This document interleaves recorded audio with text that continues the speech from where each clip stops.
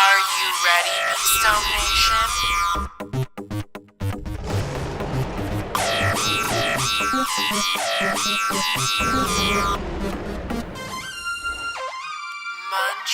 Muntradamus.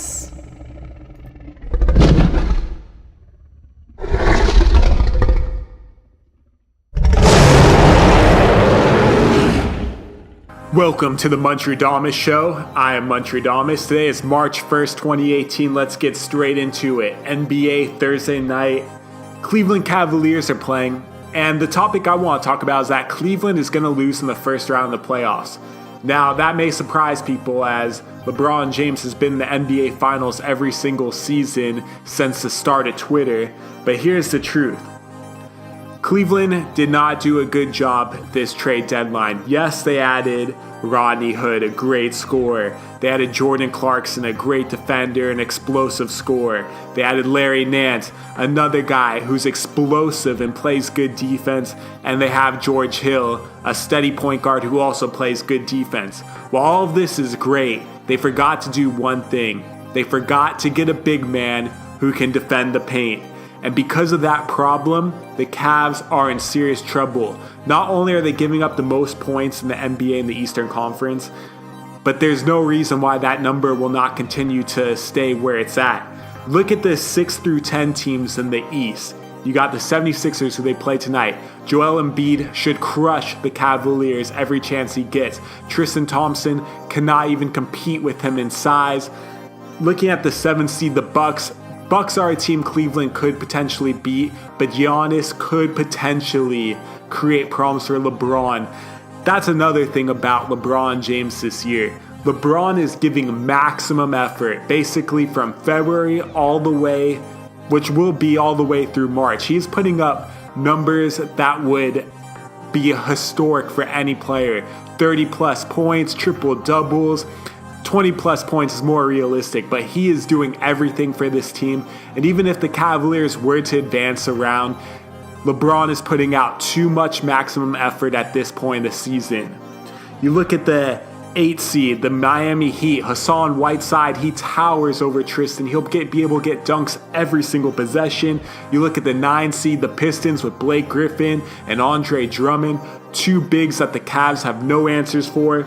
And even the 10 seed, if the Hornets are able to sneak in to the playoffs, another team with Dwight Howard that is just too big for the Cavs. Batum could somewhat guard LeBron. But regardless, the Cavaliers are in trouble. This is not their season. They could easily lose in the first round of the playoffs. Some Major League Baseball news. Jason Kipnis is just tearing the cover off the ball, going 6 for 8 in 3 games with 3 home runs. Kipnis is a great second base option. There will be more fantasy baseball articles daily on Beastone. Already a few other great articles. Cameron Maybin, a guy who's batting leadoff for the Miami Marlins, coming back home after being gone for 10 years, back with Miami, the centerpiece of the Miguel Cabrera trade. Another one is Gregory Polanco, who's off to a nice start this spring, hitting a home run in his first game. He's a guy that easily could go for 30 home runs and 30 stolen bases this season. And then, of course, Gary Sanchez, the guy you need to take in the first round of your fantasy baseball draft. And in fact, FanDuel is now getting rid of the catcher position on their fantasy baseball format simply because Gary Sanchez is the only catcher worth drafting. That says a lot about Gary Sanchez right there. Make sure you get Gary Sanchez on your fantasy rosters. And also be on the lookout for Batting Order Baseball, a game created by myself, yours truly.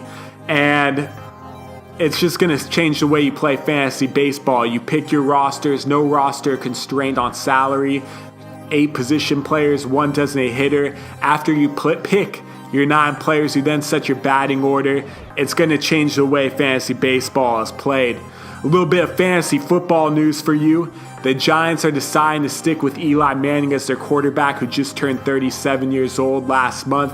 I feel this is the right move. You look at Eli's numbers in 15 games because he was benched one of those games. He nearly threw for 3,500 yards and 20 touchdowns.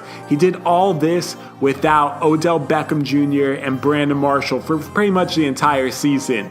So if the Giants make this move, that means that they're going to bring Odell Beckham back. The Giants would be smart to make sure that Brandon Marshall's happy and that they decide to keep that nucleus of Brandon Marshall, Odell Beckham Jr., Sterling Shepard, and Evan Ingram.